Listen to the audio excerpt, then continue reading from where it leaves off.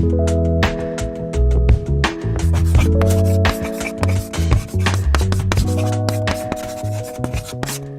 everybody, welcome back to Chalkboard History, episode, I don't even know where we're at, 6 or 7.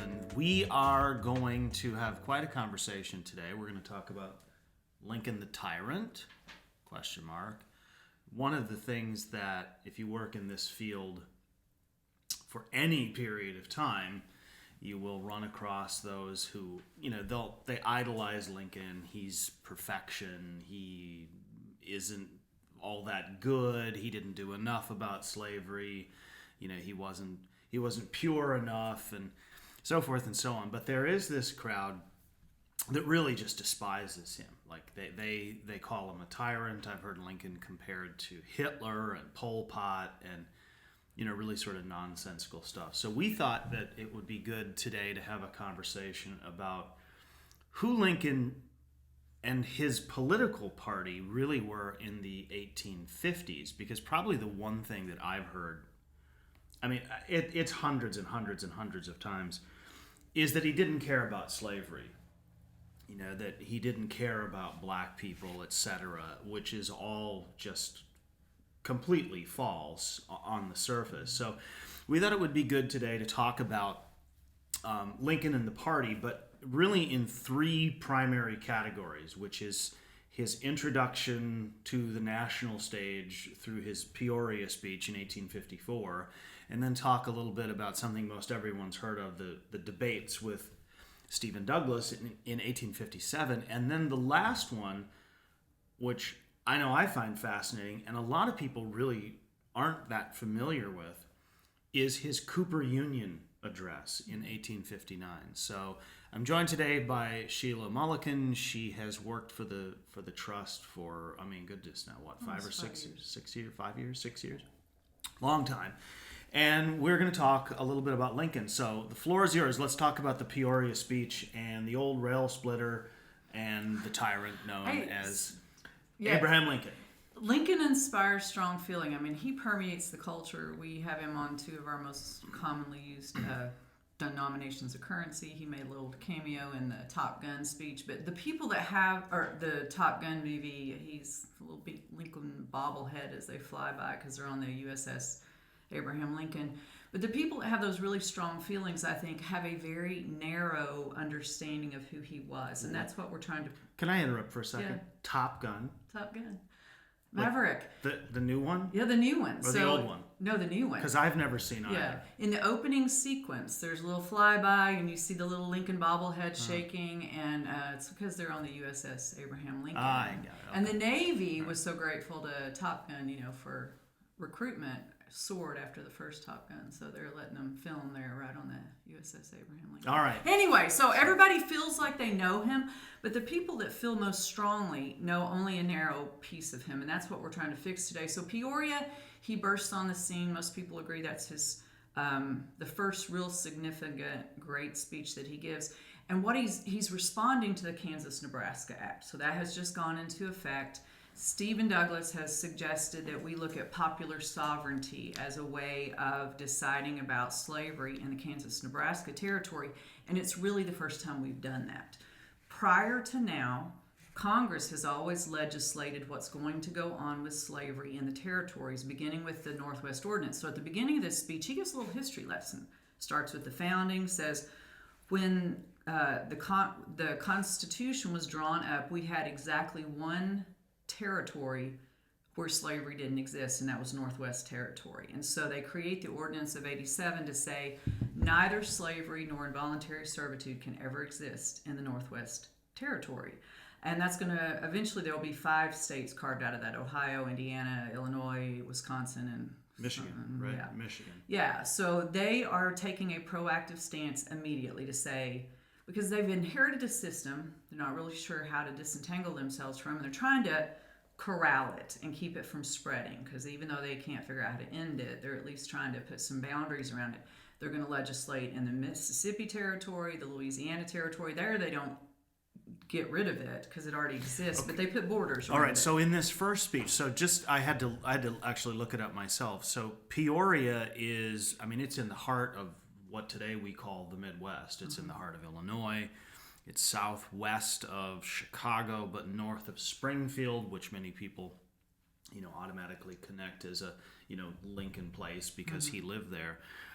Galesburg is a little bit north of west, and so this is an area that he's very, very familiar with. This is the cultural center of the white North in the 1850s, and so without getting into like too many details, which can kind of bog it down, the speech itself is really about the expansion of slavery.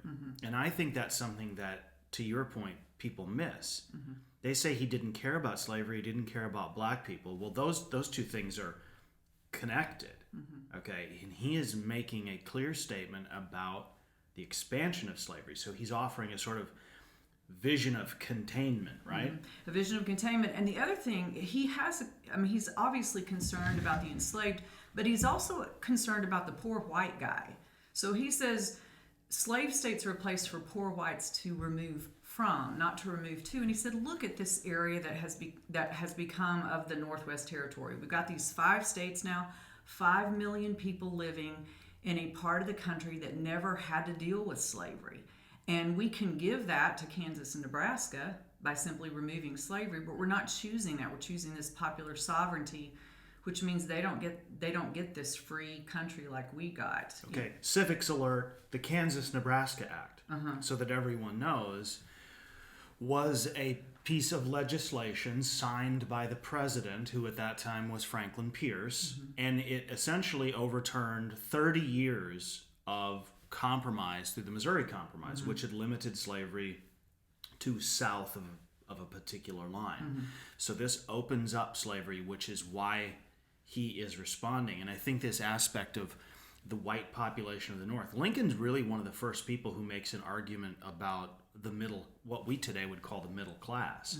He is making a clear statement about how the slave system and this free labor system are completely at odds, and there isn't even a middle class in the South. He also, I think, he probably doesn't realize this, there's this common mantra in the South that white people couldn't work outside, which is really interesting because if they had ever traveled through any of these states of the Midwest, they would have seen white people working outside all the time. I mean, including Lincoln.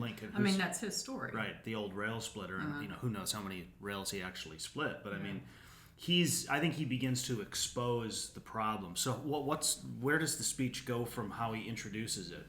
So one of the justifications for this whole popular sovereignty model has been the sacred right of the individual. And so Lincoln makes this interesting, he does a little math equation. He says, okay, well, let's think about this for a minute. You tell me that I shouldn't really be concerned about what's going on in Nebraska if I don't live there. It doesn't affect me. Or does it? So he does a little comparison, South Carolina and Maine. He says, okay, let's just look at these 2 states. They have exactly the same number of senators, exactly the same number of congressmen, and yet Maine has more than twice as many voters as South Carolina. How does that work? And it's because of the enslaved in South Carolina. More than half of the people who live in that state are enslaved, and they get to count 3/5 of them as far as electing representatives. So he said you got half as many people electing the same number of representatives, which really means that every guy in South Carolina is 2 of me, and 2 of you, and 2 of you, and you, and you. Well, not 2 of you, because you didn't count. Well, I didn't count, all right. Right. But if it's him, speaking of 2 himself, of right? So each guy in South Carolina gets 2 votes for every guy in Maine. And that's going to be true in Nebraska if they choose to be a slave state. And this is a great point, which shows Lincoln. I mean, first of all, he can just do basic math, but he understands the problem that the 3/5ths Clause is, and it really isn't just a black problem. We hear today about, how hideous and terrible the 3/5ths, clause or compromise in the Constitution is. And yes, it is. But it's not just about not counting black people as a whole person because they are enslaved or not, because even in free states for national representation. So anyways, what it does is it dilutes white voters. It's actually something that most people don't think about. It actually dilutes what white people how they were counted for representation. And Lincoln exposes this fallacy that a white man is not equal to a white man in the North is not equal to a white man in the South. And he has this incisive wit, and so he gets a little snarky about it, and he's pretty cute because he says, every time that their votes increase, my sacred rights get smaller and smaller and smaller, and eventually you're going to have a guy come out with a microscope and start peeping around to try to find what's happened to my sacred rights. Right. Yeah, and this is, so Lincoln, I think, through Peoria, you start to see why he emerges as a threat. Mm-hmm. Also, Lincoln is incredibly sarcastic. We've talked many times. It's a shame we don't have audio. We don't need video. Just the audio of his ability. He's actually some ways like a comedian, like a. Chris Rock is really good at just being incredibly sarcastic and funny, and Lincoln does this. And you see it later on in the debates. Like, he would make comments, and the crowd would be laughing. They're going crazy. And wouldn't you love to hear his delivery? Like, what did it sound like when it came out of his mouth? So that's his introduction. But also, at the same time, the Republican Party has been created. So he gives the Peoria Speech in the fall of '54. And about 6 months earlier, a new political party was created out of disaffected Whigs, which Lincoln had been a Whig, but also, pieces of other sort of body politic fragments. And so this new party emerges. And what are the Republicans? They are anti-slavery. That's their platform. So Buchanan gets elected in '56. So Pierce is a Northern Democrat. Okay. Pierce is from New Hampshire. Like, he's extraordinarily Northern. Buchanan is from Pennsylvania, but they are completely locked in and beholden to the slaveholding South. So then Lincoln runs for a Senate seat 3 years later. We talked a little bit, I think, yesterday about a speech he gives in Kalamazoo, Michigan. And he gives it for John C. Fremont, who's running for president, which is itself, he repeats some of the things about mathematics of the Three-Fifths Clause, and then he decides to run for a Senate seat in Illinois. And he and Douglas, although they gave a variety of speeches around the area, these debates really focus on a couple of major points. Expansion of slavery. Right.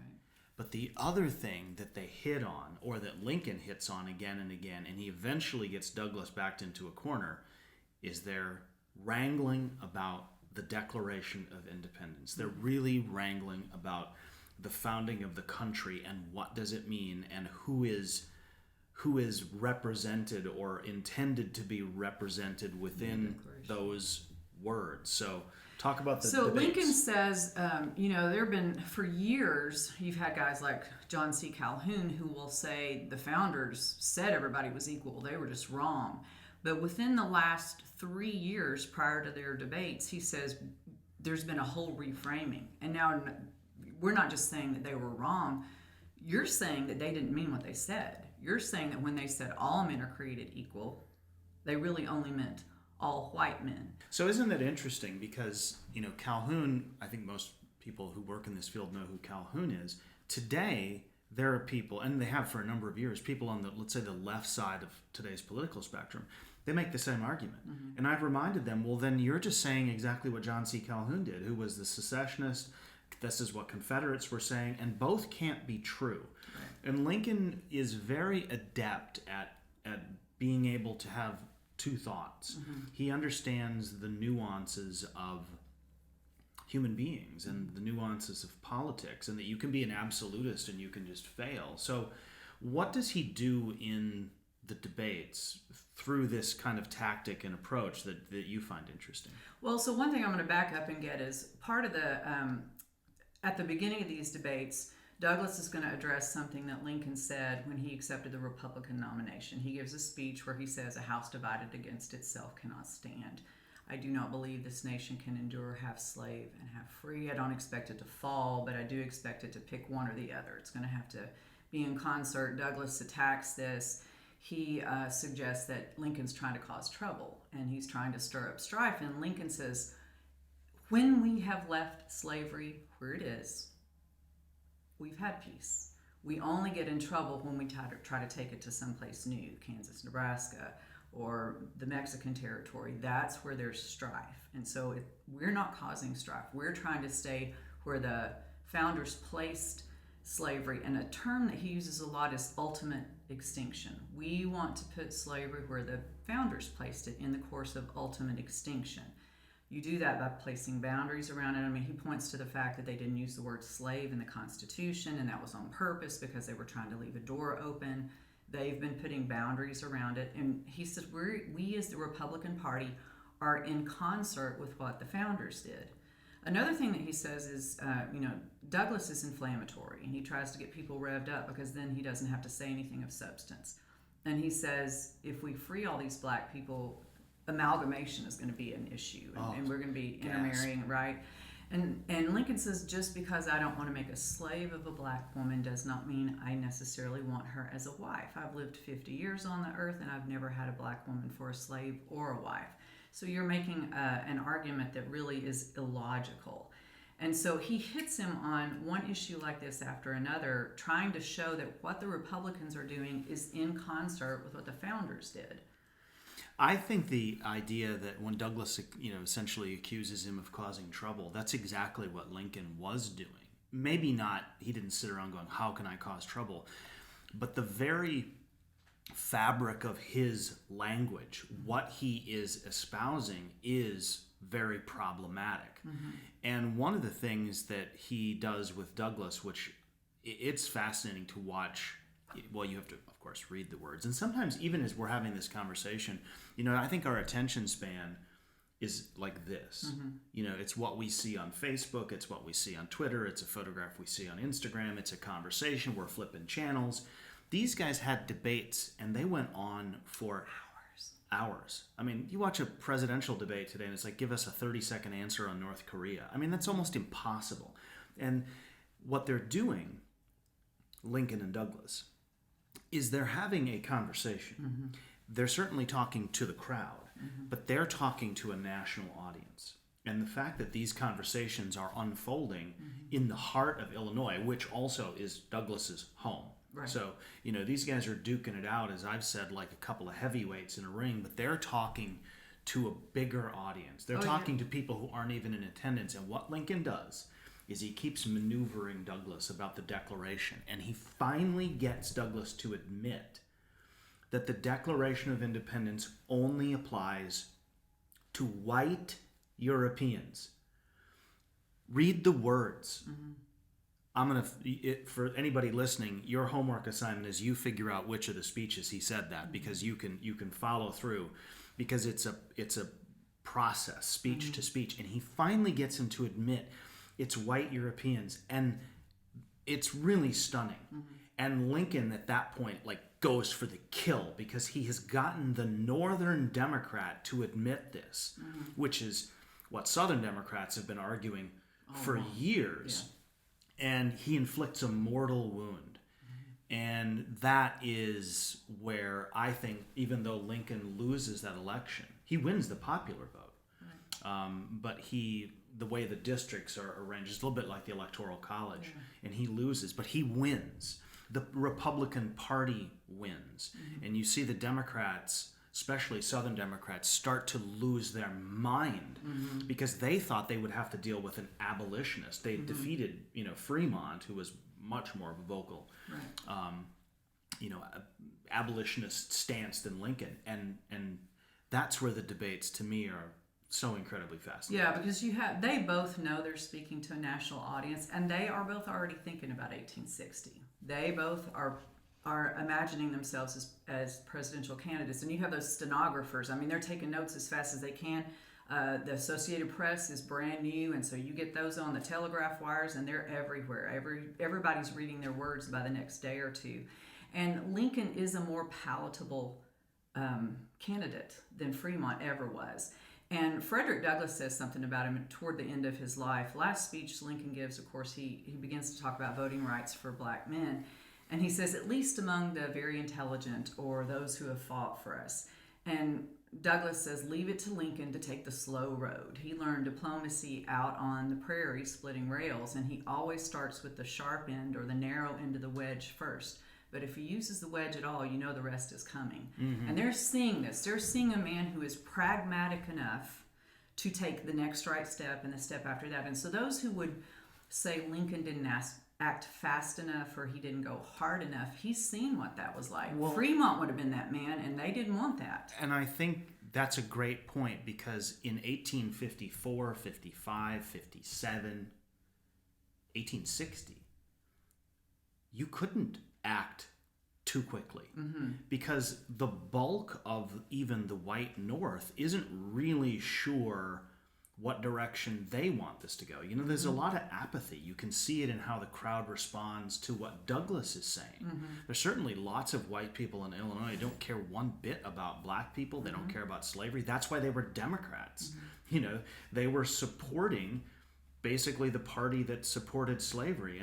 And Lincoln and the Republicans are making a different approach. But one of my favorite speeches from that period is not one of the debates. So they agreed to engage one another, but they were also giving their own individual stump speeches around the state. So I was looking for this earlier, and it's a speech that Lincoln gave on, of all days, September 11th, 1858. And he is speaking in Edwardsville, Illinois. And for anyone who would question his commitment to standing against the expansion of slavery, which is itself a stand against slavery, but understanding the moral dilemma of enslaving an entire race of people and being perfectly okay with it. Let's remind everyone, this wasn't illegal slavery. This was not just legal slavery. This was, as they argued, constitutionally sanctioned slavery, and furthermore, biblically ordained. This is what black people should be forever and ever. And Lincoln just thinks it's wrong. It's just wrong. And he says in Edwardsville, "When by all these means you have succeeded in dehumanizing the Negro, when you have put him down and made it forever impossible for him to be but as the beasts of the field, when you have extinguished his soul," that's a evangelical statement itself from someone who's not terribly religious. "When you have extinguished his soul and placed him where the ray of hope is blown out in darkness like that which broods over the spirits of the damned," now he's invoking hell, "are you quite sure the demon which you have roused will not turn and rend you?" You know, he is making a clear statement that what is being done to this group of people is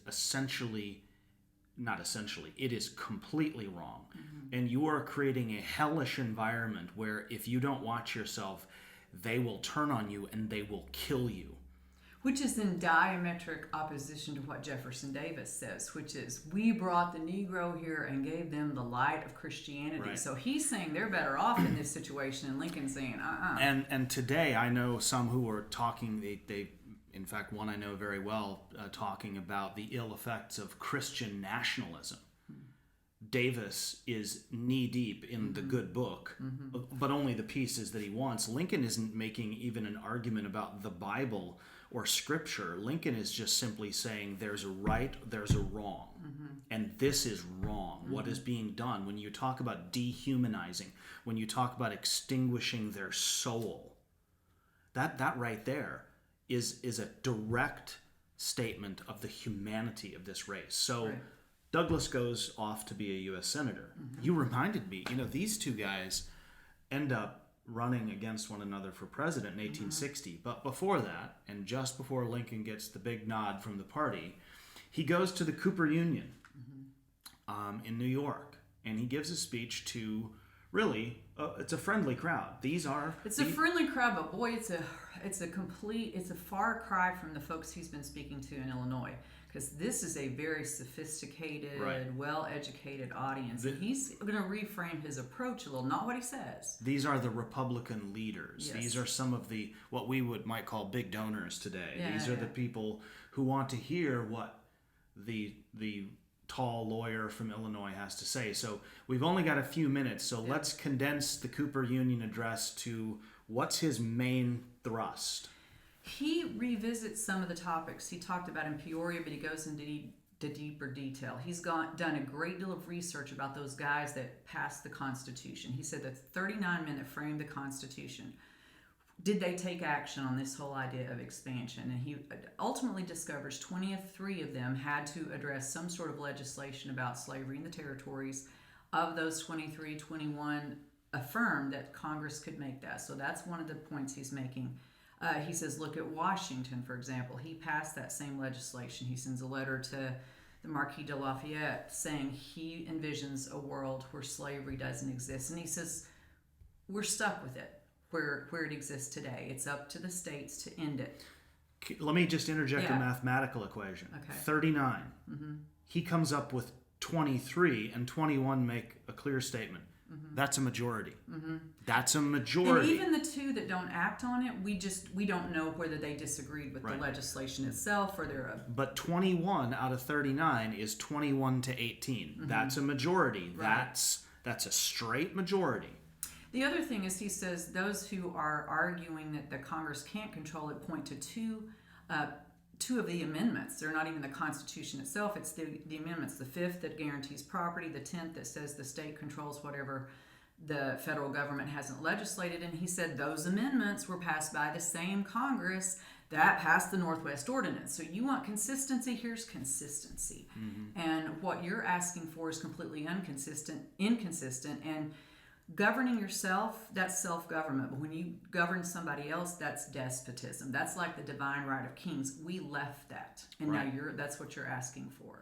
So in conclusion, a couple of quick points. So he, of course, is elected.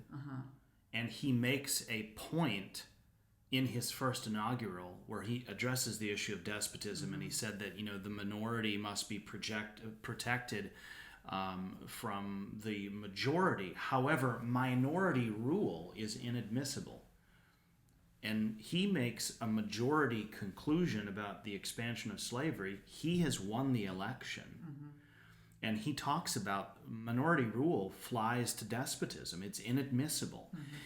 His sometimes practicality is very, very revealing. I mean, there's no doubt people like John C. Calhoun and Jefferson Davis were brilliant men and honest and committed to what they believed, but so was Lincoln.